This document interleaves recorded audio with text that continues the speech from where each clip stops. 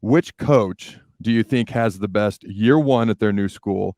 And 5 years from now, which coach do you think will have had the most success their first half a decade with their new program?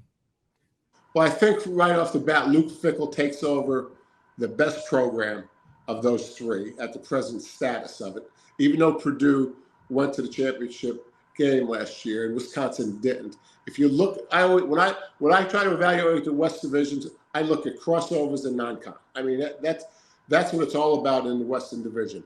And so if you look at those two things, Wisconsin has the advantage over both Nebraska and Purdue. Alan, the long-term thing is really, really interesting because I say this all the time. If you've had greatness in your past, you can have greatness in your future when it comes to college football.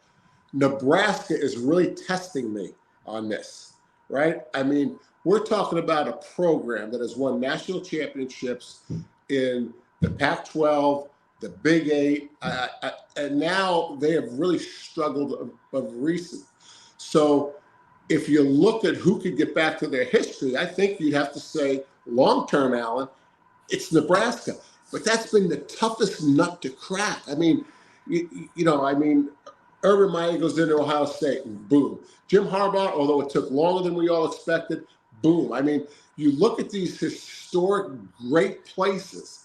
Nobody, now, to Nebraska's defense, nobody has switched conferences, fired every athletic director, including Tom Osborne, has fired every coach since Tom Osborne, including Frank Solich, who's a Hall of Fame coach. So, I mean, they've gotten in their own way to a lot of regard. Now, I think Trev Alberts is the perfect guy to try to get this thing straight.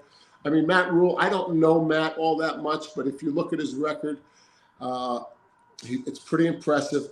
He certainly looks like someone that has changed with the times, with social media, with recruiting and all that. I thought Scott Frost was a home run. I mean, I really did.